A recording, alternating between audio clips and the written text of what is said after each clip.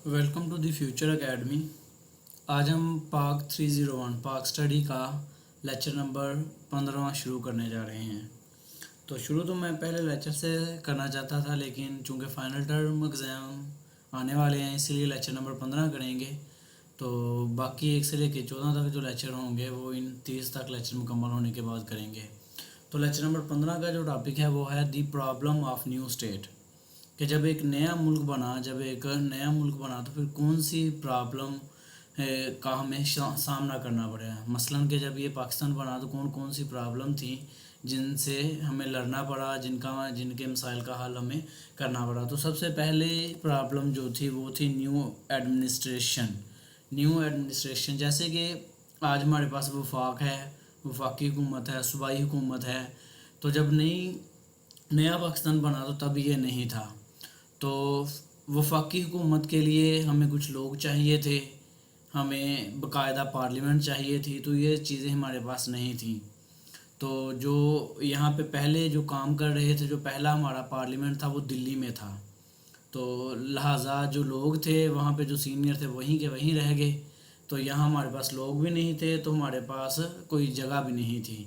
तो शुरू में पहले जो वफाक कायम की गई वो कराची में की गई, और उसके बाद 1967 को दारुल हुकूमत जो बना दिया गया वो इस्लामाबाद को बना दिया गया। तो सबसे पहले हमारा एडमिनिस्ट्रेशन का प्रॉब्लम था।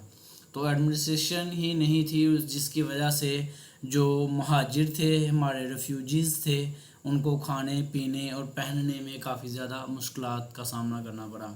तो ये तो था हमारा एडमिनिस्ट्रेशन का मसला। दूसरा हमारा था डिवीज़न्स ऑफ एसेट्स, मसलन के असासाजात की तकसीम। असासाजात में दो थे, एक फाइनेंशियल रिसर्च था, एक मिलिट्री था। तो फाइनेंशियल रिसर्च से मुराद हमारे पैसों के मसाइल थे। 750 मिलियन हमारे हिस्से आते थे, लेकिन हमें सिर्फ 200 मिलियन दिए गए। 200 मिलियन हमें सिर्फ दिए गए। इस मामले में भी ज़्यादती की गई। लेकिन उसके बाद गांधी ने भूख हड़ताल की। यहाँ तक कि उसने कहा कि जब तक उनको हिस्सा नहीं दिया जाएगा तो मैं भूख हड़ताल ही रखूँगा मरने तक। तो उसकी वजह से शायद 50 मिलियन तक हमें मज़ीद पैसे उन्होंने पे किए। तो लेकिन उसके बाद 1948 में, जनवरी 1948 में गांधी की डेथ होने के बाद, तो ये पैसे हमें कभी दोबारा वापस ना मिल सके। दूसरा एक केसर था मिलिट्री का। मिलिट्री में दो तरह की चीज़ें थी, एक तो था वेपन्स वगैरह या आर्डिनेंस की फैक्ट्रियाँ, और दूसरे थे इंसान। ये दो एसर्स थे। तो इंसानों का तो मसला ही नहीं था ना कोई, वो तो जो पाकिस्तान आर्मी में जाना चाहता था पाकिस्तान में, और जो इंडिया में रहना चाहता था वो इंडिया में। लेकिन मसला हमारा मेजर था हथियारों वगैरह का। तो वो हमें जो थे इतने ना दिए गए, या जो दिए गए उनका मटेरियल अच्छा नहीं था। या आर्डिनेंस फैक्ट्रियाँ जो थी वो सारी की सारी उस साइड में थी, हमारी तरफ नहीं थी। लेकिन इसके बाद कुछ पैसे हमें दिए गए कि आप आर्डिनेंस फैक्ट्री अपनी तरफ से लगा लें। और दूसरा मसला था कुछ ऑफिसर्स का। जो हमारे हिस्से ऑफिसर्स आए वो कोई कर्नल वाले रैंक वाले नहीं थे, तो अच्छे रैंक वाले नहीं थे वो वाले। इसी तरह अगला जो एक मसला था वो रियासतों का था।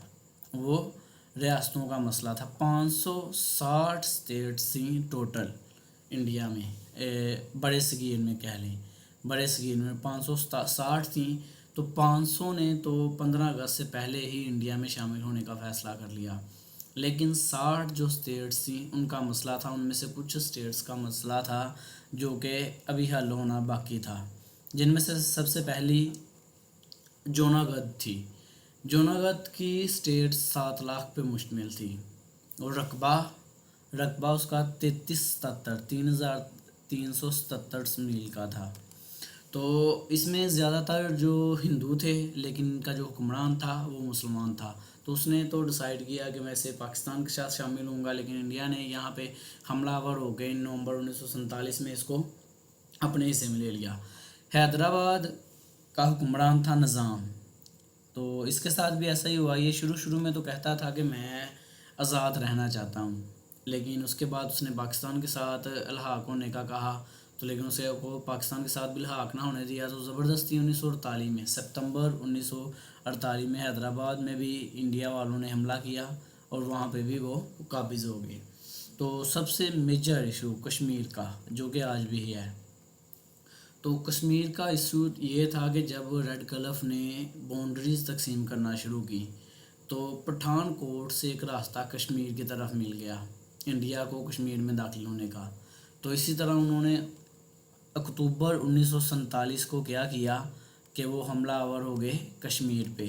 اسی طرح پھر کچھ مسائل ہوئے، وہاں کے مجاہدین نے بھی ان سے جنگ لڑی، ہم نے بھی جنگ لڑی، تو لیکن پھر یونائٹڈ نیشن نے اس جنگ کو بند کروایا اور یہ مسئلہ پھر عالمی عدالت میں چلا گیا اور پھر آج تک عالمی عدالت میں ہی موجود ہے۔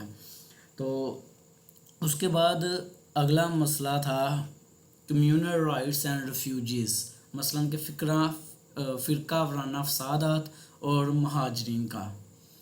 فسادات یہ ہوئے کہ جب ادھر سے سکھوں مسلمانوں نے ہجرت کرنا شروع کی تو قتل و غارت کی گئی، تو ظاہری بات ہے جب ادھر سے کچھ ہجرت کی تو قتل و غارت تو چلو ادھر سے بھی ہوئی، تو یہ ایک فرقہ وارانہ فسادات ہوئے۔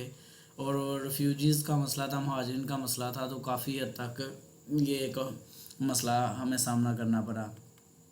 اور کینال واٹر پرابلم ہوا یہ کہ جب کشمیر میں دریا راوی کا منبع تھا، مثلاً کہ جہاں سے دریا نکلتا تھا، یا باقی جتنے بھی دریا تھے وہ سارے کے سارے انڈیا میں ان کی اسٹیٹس تھی، تو جس کی وجہ سے ہمیں پانی کا مسئلہ کافی زیادہ درپیش ہوا۔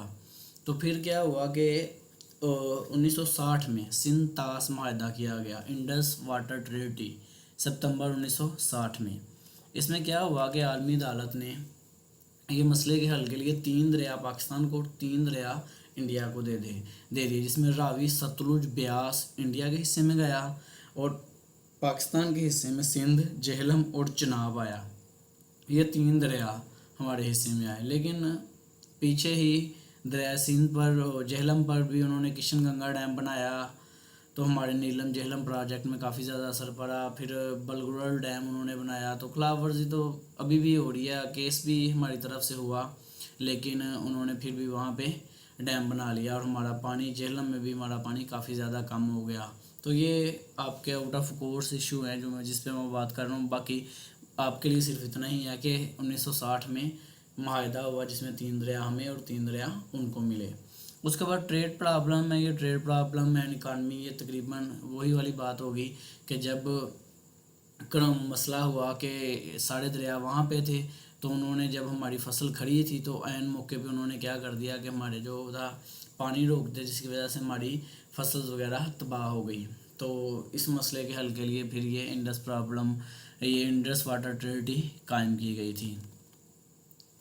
تو صرف آج کے لیے اتنا ہی لیکچر تھا ہمارا، لیکچر نمبر 15، صرف سمپل سا ہی ہے، ایک دفعہ اسے ریڈ کیجئے گا اور جو پوائنٹ میں نے نوٹ کیے ہیں ان کو صرف یاد کرنا ہے آپ نے۔